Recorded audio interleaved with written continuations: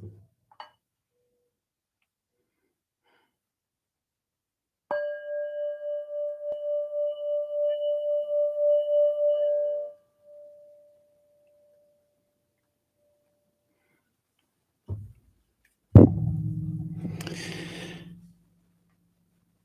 I popped out my chat this week, so I'm going to say hi. I slid my screen over. Peace and welcome. I'm going to say hi to Vicky and Wanda and Alex and Basilia and Vineyard and Betty and Kimberly and Jay David, John, Nancy, and Annie across the Gulf of Maine. Hey, all right. I'm going to slide back over and let's begin. Peace. Namaste. And welcome to Not Church. Today, Christian creation myth of Eden, sex. No doctrine, no dogma, no Bravo Sierra, deconstruction, mysticism with a Christian accent.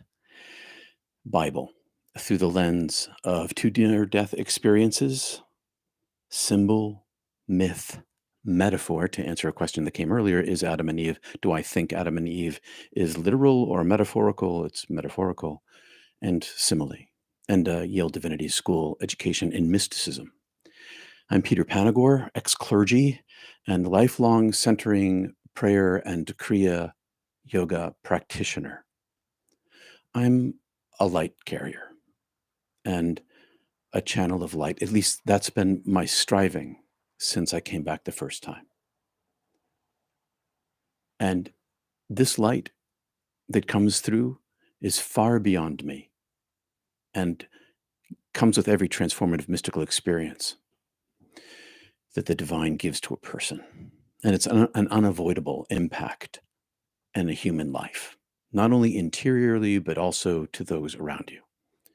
You saw and heard some of that from me last week. The dictatorship in Russia, which we won't talk about today, but for this, threatens nuclear World War III if anyone intervenes in Ukraine during the genocide. And we're forced to witness this and our anxiety and our stress and our fear. So if you feel overwhelmed, then please spend a few minutes with me now, retreating into the refreshing crystal water of life, the all life, the river of life that lives inside you and all of us. This energy is real.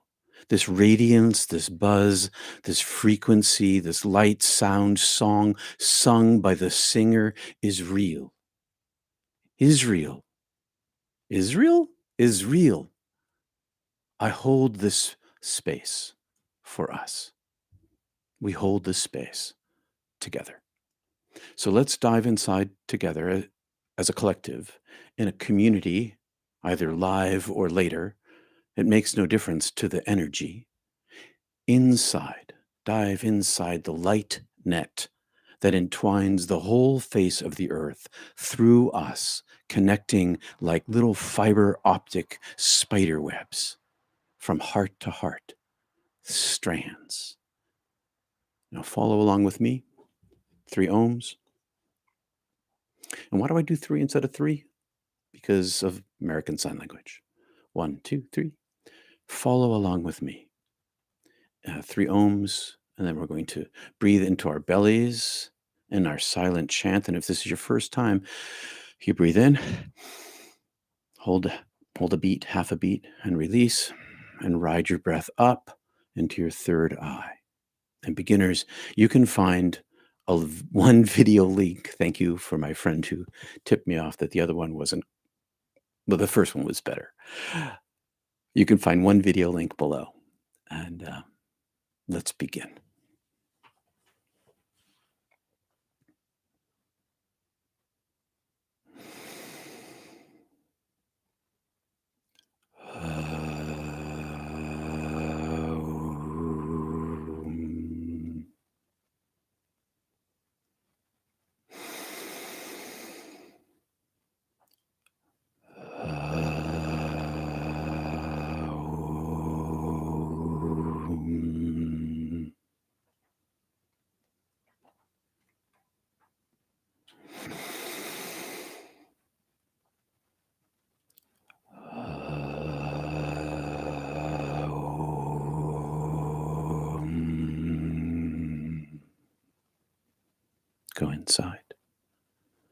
your breath into your belly.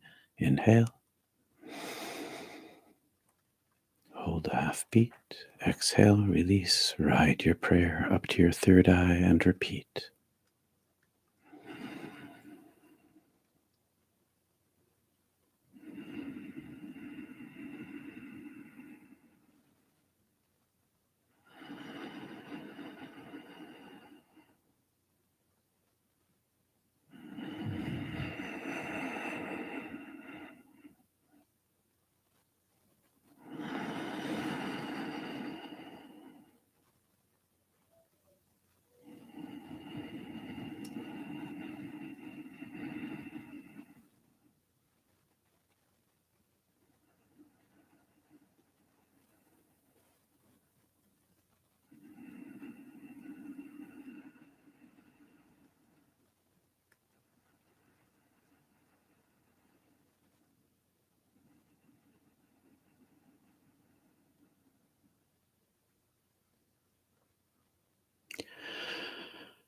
I reach out with my heart to you. Now, over the past few weeks, we've covered 3 creation myths, 4, if you count the one we're working on right now.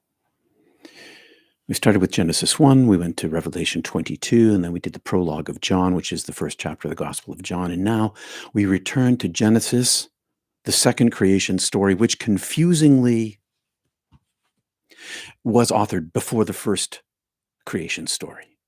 Found in Genesis 1, they switcherooed, and which we learned in that first Genesis, we learned about original goodness, your original goodness, the original goodness inside of every living creature, the original goodness inside of every tree, every flower, inside of rivers, inside of rocks, inside of the earth, inside of the moon, inside of molecules, inside of everything, the original goodness, origin of you. And as a soul, as a consciousness, you still own that because it is you. The radiance you feel is a taste of who you are.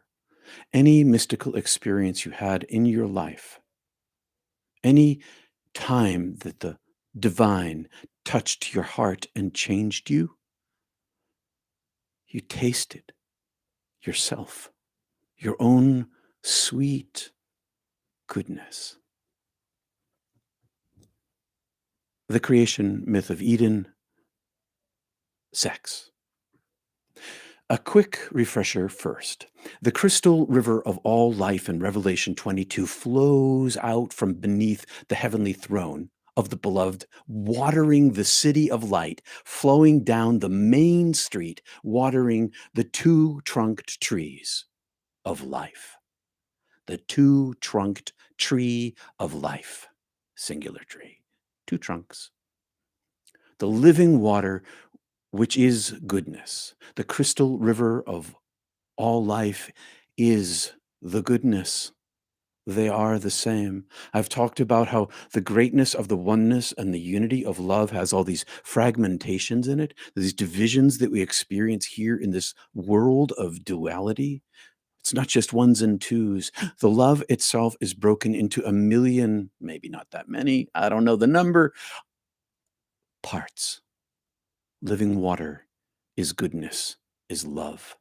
And it trickles into you and me and the 7 billion little human leaves clinging to the tree of life alive. The myth of Genesis 1 is all about the transcendent, natural mystery of the divine creator above, cosmic, man, invisible, universal. The myth of Genesis 2 is the immanent, right there, immanent, right here inside of everything, the immanent divine walking in the garden. You know that story? You remember that story from childhood? God takes a walk in the garden. And then we see him later in Italian art as an old white man. And we know he ain't no old white man. God's walking in the garden, present, visible, nearby, experiential. This whole myth, Genesis 2 and chapter 2 and 3, is all about the experience of the divine directly, the original goodness and the experience of the divine directly. In mythology, in the myth, the foundational myths of the Western way of thinking about spirituality. These two myths in particular, Genesis 1 and 2, are the foundational myths for our culture, art, music, literature, architecture, wars, human love, and so much more. It's good to understand them for what they are as we deconstruct them and find inside them the light that has always been there, the goodness that's always been there. So Genesis 1 and Genesis 2 together point to the dual nature, Genesis 1 and 2 and 3, actually, to the dual nature of the oneness of being, immanent and transcendent. I've got them backwards. Okay. Immanent, my God, I got to use this head. Immanent and transcendent, because they're really just one and the same. Okay. We talk about them as immanent and transcendent, but they are oneness. And when you're in the oneness, in the immanence, you're in the transcendence, because that's what happens in the immanence. And when you're in the transcendence, well, when you're in the transcendence on earth and in like an out of body experience, some of you is still in the immanence here and some of you is in the transcendence there. But when you're in the transcendence there, you're still in the depth, you're in a deeper depth of the immanence. It becomes more true, more real, more experiential. And then you bring some of that back. The dual nature is represented in these chapters, in these myths, the oneness of being as we experience it. Experience them, capital T, experience it, capital I, in the world. Transcendence and immanence simultaneously. That's what happens in a mystical experience. You have an experience of the transcendence and the immanence. It's in you. That's what that buzz is. That's what that love is that gets communicated when a person you love has died and come back and shifts your grief, for instance. I love that example. I use it again and again because apparently 48% of the population have had that kind of experience. Heaven here now, right? Right here now. Heaven is paradoxically transcendent and immanent simultaneously. And so are we. We are both at the same time. We are immanent in the world and we are transcendent in the divine. These myths, they unpack in lots of different ways, and that's the power of a myth. That is the power of metaphor. It's disengaged from a singular meaning. And so one myth can point to multiple different understandings of the same subject of immanence and transcendence, both godly, the divine, the source, and us too. And in part, that's what this Eve and Adam story is all about. Now, we're made of this stuff. We're made of the material world and we're made of the heavenly world, primarily the goodness, okay? Remember that. We're made of mud. Last week, I think it was last week, might have been the last week, Ash Wednesday for a lot of Christians. They get the cross on the head, and what happens is, for those of you who don't know, they take the palms from Palm Sunday, they hold them for a year, and then they burn them. It smells great, gotta say.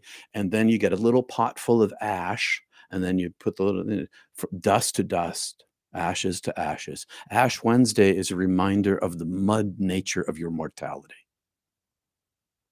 That's what that's all about.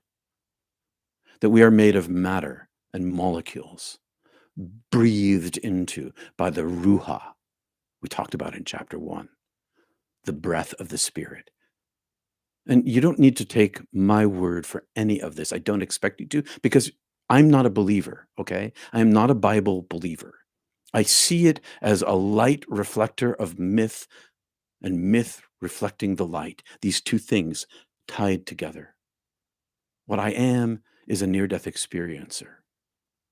And I know that you experience this.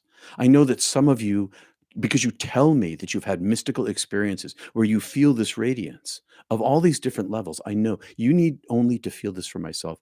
I'm not here to convince anybody of anything. I've never been about trying to talk anybody into anything. You're all going to find out on your own the moment that you transform into who you've always been. When the body, the immanent nature of your physical self, is shocked like an ear of corn on a hot August day, ready to be grilled. Well, I got grilled, but then I got slathered with delicious butter. That was a metaphor, talking about my near death experience. The paradox of duality. We are physical, visible, and below. Physical, visible, and below. And we are spiritual, invisible here, and above. In the middle of you is the goodness, who you are. These two, the immanent and the transcendent, become one in you. And inside of you is the oneness. And if you aim at that oneness, it is the totality of all the universe, of all universality. It is all that there is. It is the reality of yourself, and you carry the the luminous nimbus temple of divine centering self of goodness right here. You don't need out there. We use the out there Bible and the myths to talk about it and to so that I can try to explain it and have a conversation with you about your experience with it. It's right here. It always has been. Now, we're going to talk about matter. Genesis 2 literally begins the patriarchy, and that matters. Ignoring the equality of the soul nature. Ignoring. So this myth begins the patriarchy in Western culture. And it completely ignores the lesson that's right inside the myth itself, which is the immanent transcendent nature of the divine and the great equality that there is because of that. This is where the equality lies, in its original self. You and me, of many and any genders, the same light.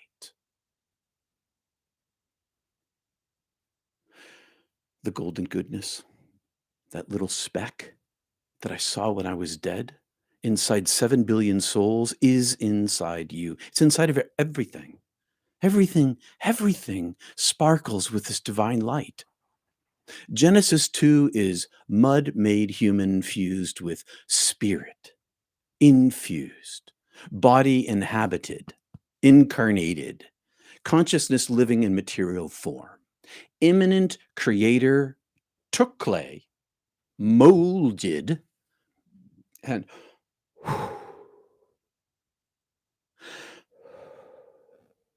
blew life into it. When I blow, I get a little sound, a little vibration.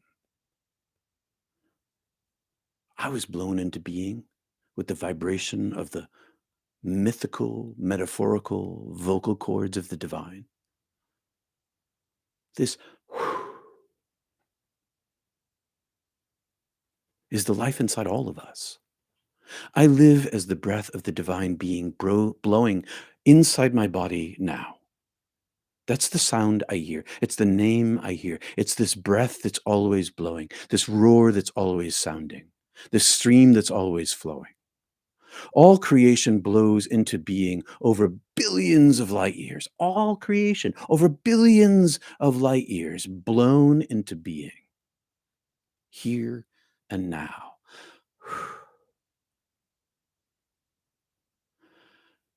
So, did you know that the word Adam means soil. So when God creates the earth, Adam, then God creates the human one, Adam.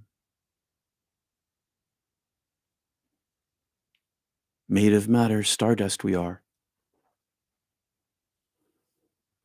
Soil here represents matter and molecules. Out of heaven, the crystal river flows toward the rising sun. In this myth, the crystal river flows to the east. Maybe you know the novel East of Eden by John Steinbeck. This is where he gets the title. And if you read the story, you'll see a reflection of this story in this book and of the first Genesis 2 also. The crystal river flows out to the east, creating an oasis inside an empty wilderness. An oasis is a garden inside a desert that extends for 1,100,000,000 light years. There is a garden heaven, an Eden, encased somehow in the divine light, a bubble of light. I don't know, something like that, metaphorically speaking, aiming to a truth. And in this garden, in this oasis, this human, this Adam, is placed. And everything the creature needs to live well is here, is there in Eden. Eden is good living, the story tells us. There are commodities for wealth and growth: gold, frankincense, resin for perfume. Ooh la la. What?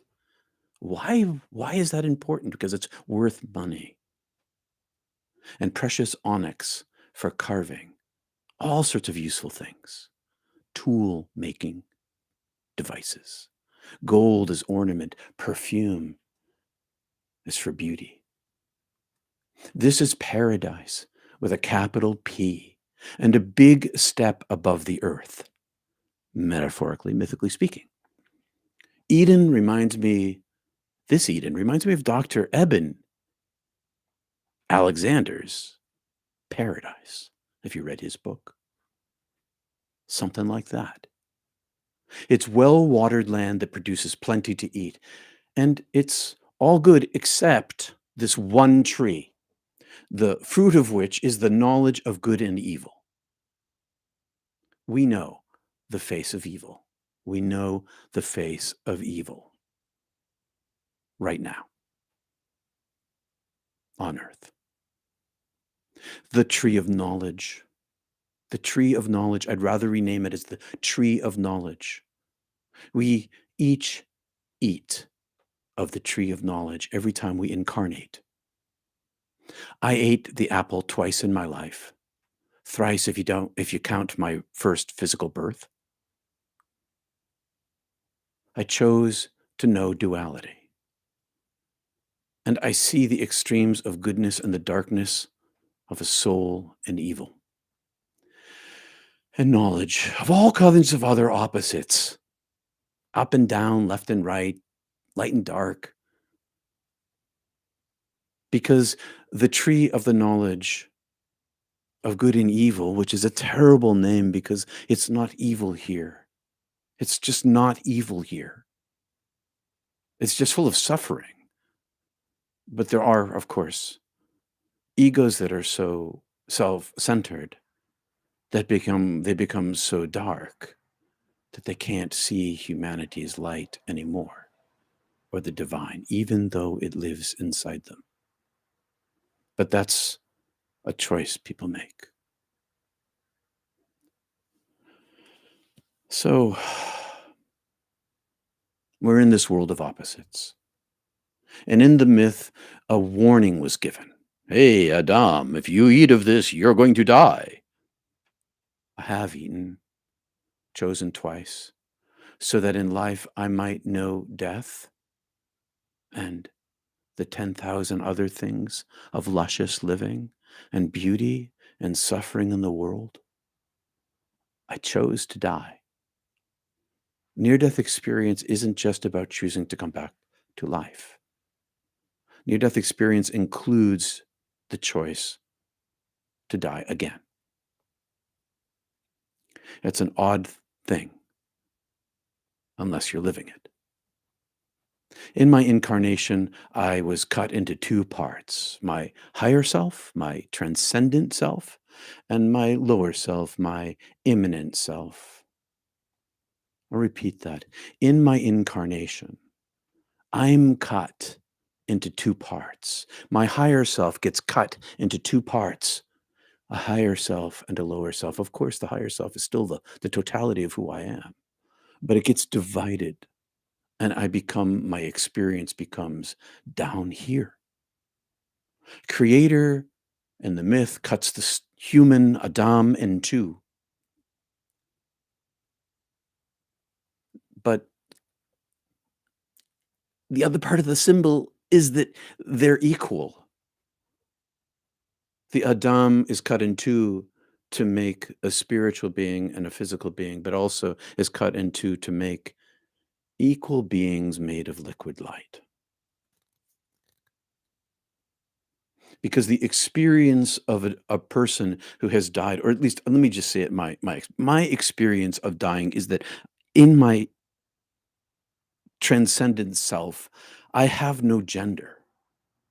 I am above gender or sex, even no sex parts, no physicality, no eyeballs, none of those things. Great equality, the great equality of gender and sex, color and creed, origin of nationhood, mental health state, physical health state, political point of view, a great equality of light. It becomes clear when you begin to seek it and see it for yourself, or clearer anyway.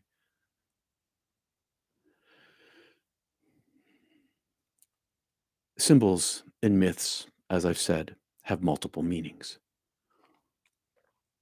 This myth that we're talking about, just as the one became two, so the two becomes one. Just so the one becomes two, the two becomes one. We get the Eve and the Adam, and they're split off of the oneness. But also, the two become one, this myth tells us. There's a sexuality to spirituality. There's a spirituality to sexuality. In the intimate, sexual, spiritual, human sense, two souls can merge, lifting above the body, melting into each other in an ecstasy, an orgasmic ecstasy of oneness that's beyond the physicality, includes the physicality, but is also above the physicality, melding into each other's consciousness, becoming one. Have you ever had a mystical sexual experience? Please say so in the comments, very simply saying, I have. No details unless you want to, but I'm not pressuring you. This is still, I don't know about the rating system at, I don't know, YouTube, but just say I have.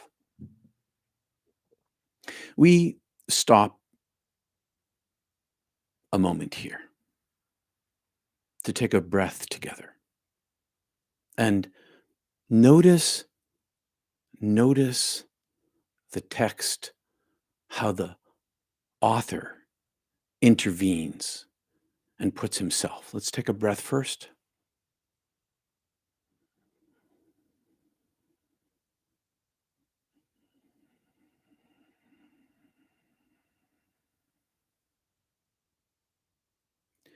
Notice how the author intervenes in the story and shows up. We have this mythology going on, but the author can't help but show himself, and he shows himself through civilization. Adam and Eve are in the garden, and already they need tools. They need perfume. They need ornamentation, gold. The author's interjecting himself here. He's showing his face. And that's what happens. In all of the storytelling of all of the Bible, the author always shows his face. In every single story, there's an interpretation going on where the mythology gets reduced and the author shows his face. His thinking, his belief systems, his politics, his orientation, his mystical experience. And I say he because patriarchy, that's who was able to write in those days.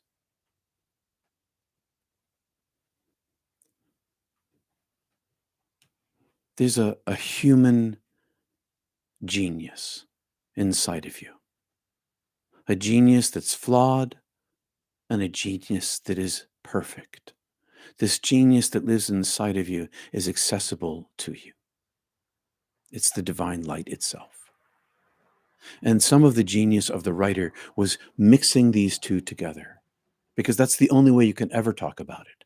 You can only ever talk about it in language, and that means the writer intervenes into the writing. And so there's some genius going on here in the transcendence, but there's also genius in the trying to express it. And in expressing it,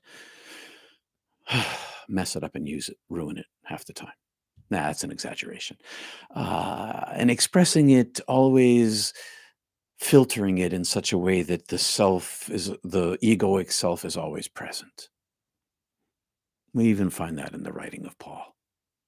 When he shows up and he starts being all misogynistic.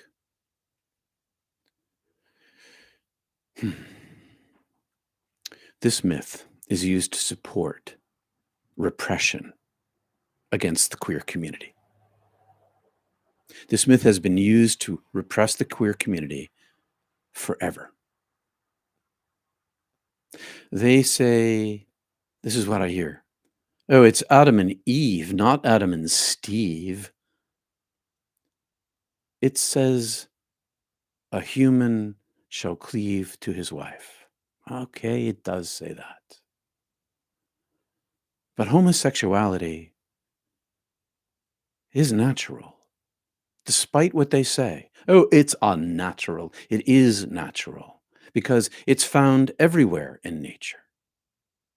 I counted 160 animals in modern science they have identified so far 160 animals as displaying homosexual behaviors. 160 so far, including elephants and dolphins and the naked apes, otherwise known as human beings, intelligent creatures. You can see the link below for the list. Plus all of this, there is no gender in the state of union. There's only divine light.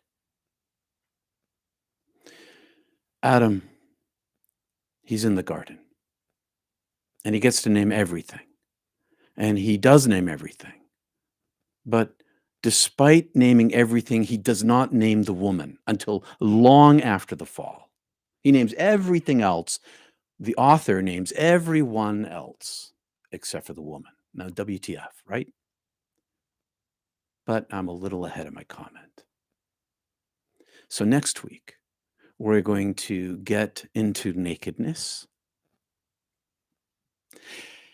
and the mythical sword of fire protecting The Round Trip to Paradise, tentatively titled, You Will Not Die, said the snake. This survey of creation stories has been one big surprise about creation. What am I saying? Okay, take that sentence again. Take it from the top. This survey of creation stories has one more surprise, one more creation surprise. In a couple of weeks, and I'll tell you about it. There's another creation story, and we're going to talk about that, and then we're going to end up with the Tower of Babel. And so in 3 or 4 weeks, we're going to be done with this, and then this series is over. And this series is an interior series of a much longer series that I began 2 years ago as I was trying to help people understand all the stuff that I told you about in January 1st. I said, okay, this is the end of the first series. It's been a year and a half. Now I've done this series on creation. Now I'm ready to go into the wisdom sayings of Jesus. I feel like all of this is prep work to understand the mysticism of Christian expression, the expression of Christian mysticism. But it's really not Christian mysticism, it's divine mysticism with a Christian accent.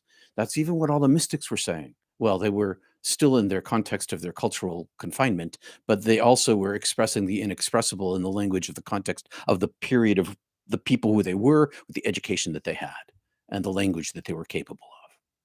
We'll start with the woman at the well in a few weeks. The woman at the well. We're going to begin with a little bit of misogyny and a little bit of beauty and a little bit of understanding and mostly just light. So, and the months to come, I'm going to ask you to pretty please send in to me whatever stories you want me to talk about.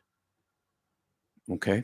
So if you have biblical stories you want me to unpack that you think are mystical, that have mystical light inside them, let me know. Put them in the comments. That'd be great. So I'm scrolling up here. Oh, yeah. We're also going to talk a little bit about the Gospel of Thomas and the Gospel of Mary. And we're going to deconstruct stuff through mystical understanding. And of course, our personal spiritual paths of experiential transformation. This divine light inside you is the radiant living presence. And when we gather together, when we hold space with each other, we find this, what I've said, because Jesus said, the I am, where 2 or 3 are gathered, I am there. There's this multiplication presence that happens of great equality. So thanks to you, and thanks to the beloved for gathering here with me and with us, I should say, for gathering with us together today. And week to week, your gifts and your encouragements help me keep this space for you together. I want to thank you. And I literally couldn't do it without you. I keep it free rather than erecting paywalls because the light belongs to everybody, everywhere, all the time. That's why all my life I've been doing this. I've been trying to share the ineffable voice as I was instructed before I died in a vision the year before I died on the Appalachian Trail, an out-of-body experience, mystical experience. I got the message, give it away, give it away, give it away. But I need support. So please use PayPal, Patreon, or Venmo. I also do weddings locally. Thanks. Also, counseling and conversation by appointment at peterpanagore.love. At the top of the next hour, which is rapidly coming, I talked a long time today to get through this. We have Mystic TEA Salon. It's an international conversation about mystical experience. Humility and kindness are our rules, and the link is below. Thanks for spending time with me. Please like and subscribe. Helps a lot. Thank you. Namaste and peace. And now I'm going to jump over to the chat. And I have a chat has popped out this week, so I should be able to see it a little better. We'll see what happens. I keep learning. Oh, it's going so fast. Peter, how much did you... Wow, it's going wicked fast. Someone said thank you. Oh, thank you, Mary. Peter, how much of this did you learn at Yale and how much did you discover on your own? So the language and the language I learned on my own. let me explain it this way. When I went to Yale, I went hunting for mystical experience. I went hunting for contemplation. And in the depth of the reading, the broad reading, I found reflections of my own understanding, the reflections of my own inner experience, the reflections of my own mystical experiences. I found them in Teresa of Avila, the Cloud of Unknowing, John of the Cross, a whole long list of people. So primarily, initially, and personally, it's interiorly the object of my understanding is directly from my divine experiences.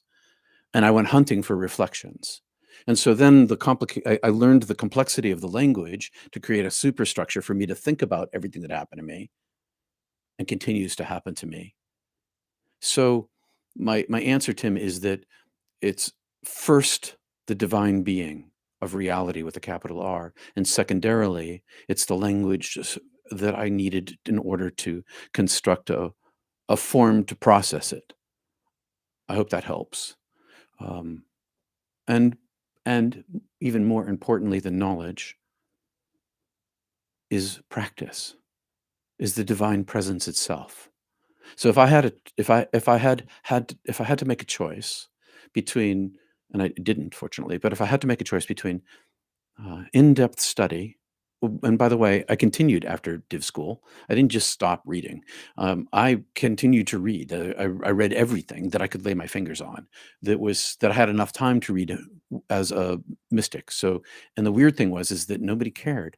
Like I'm in the church and I'm reading all the time about these mystical things, and nobody knew. They wanted me to read books. They didn't care what they were, so I just read books. Thanks, Logan, and thanks, Patricia. Wow, thank you very much. Is CZK, is that Czechoslovakia?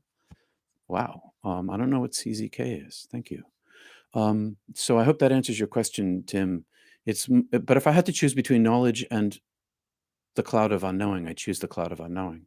If I had to choose between education and divine presence, if I had to, I would choose the practice of the divine presence because that's where the reality of it lives. The knowledge of it is helpful. It helps me communicate to you. It helps me communicate to lots of people. It helps me to communicate to myself because I needed a structure to think about it, to process it, to find what matters most. Um, but most importantly is the emptiness of self and the emptiness of thought. And in that tiny space that maybe one breath, one chant once a week is enough.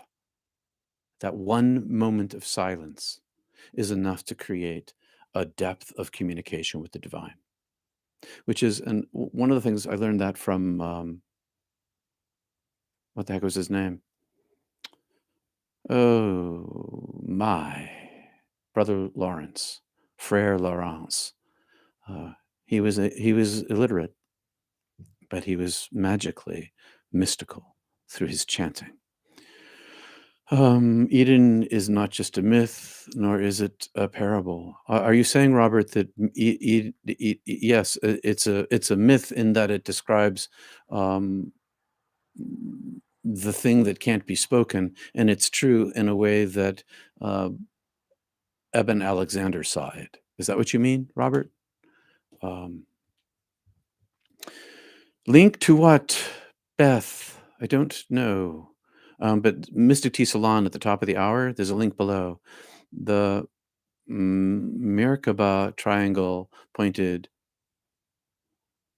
triangle going up presents male phallus, male energy, and the bottom pointing represents woman's female energy. I wonder how great it would be to balance that out.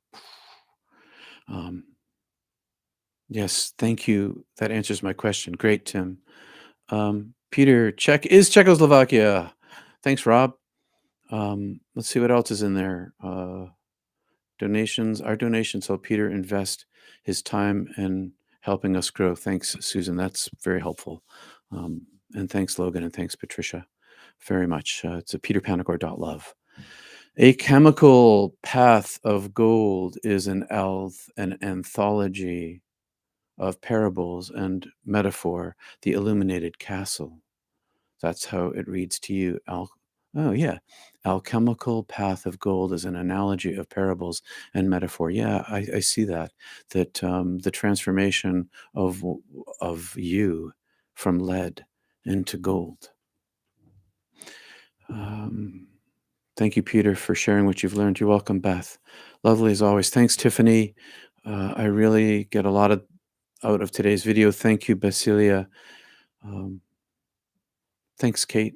Wonderful counselor. Thank you. I don't understand why gold is so important. Gold is a metaphor. You mean in Genesis? Because it's ornate.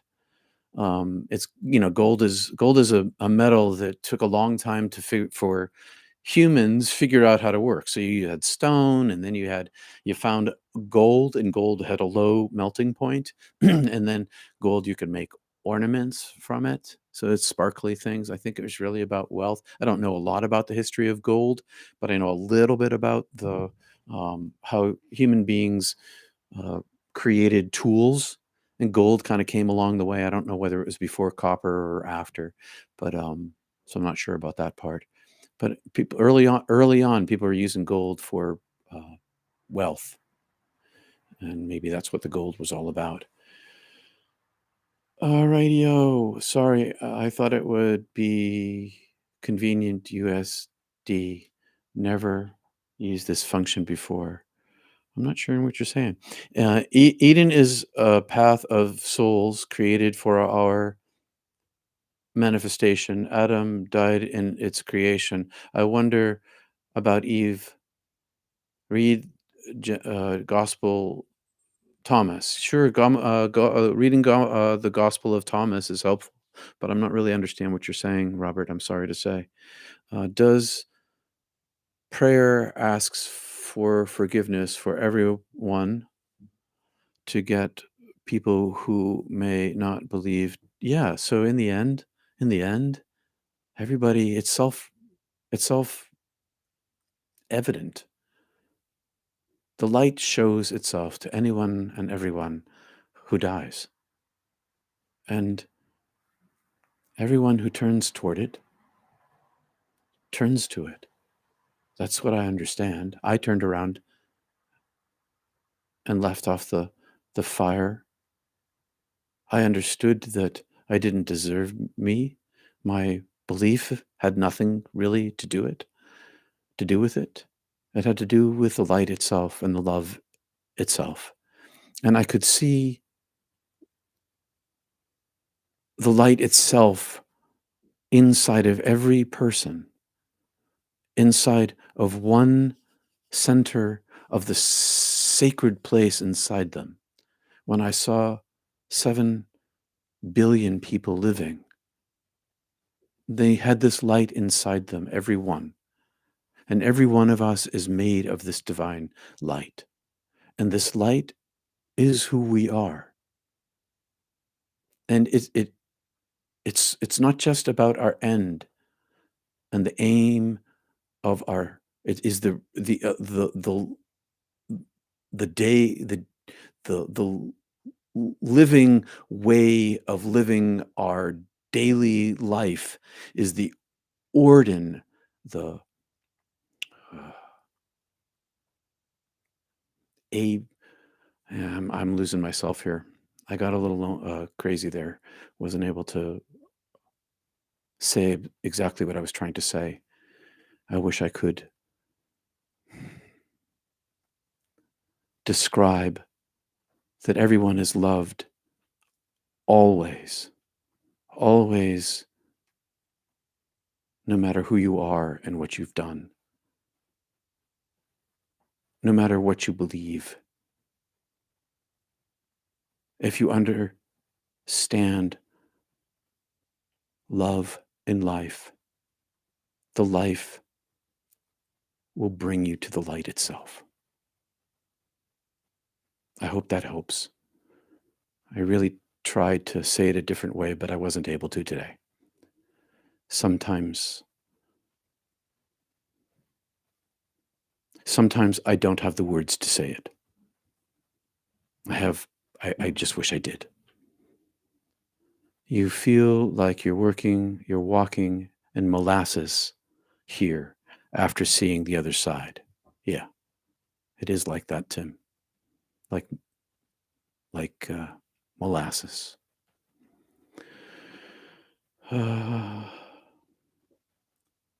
Our intention is what's the most important.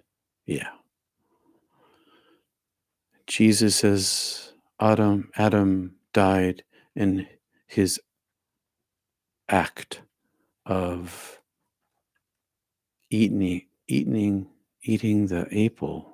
Okay. I think what I'm going to do is take a time off here, and I'm going to see you in about 10 minutes or so. I can't really see. I'm using the what do they call it? I've moved. I put the chat over, and I can't really see it well, and I'm not sure what to do with that. It's too far away from me, and it's hard for me to read it. So I have to figure out that problem. And so some of the words I can read, but not all of them. I'm sorry to say, it's too far away. All right, so I tried. I'll see you in a few minutes. See you then. Peace and love, everyone. Love you all. See you soon. Peace.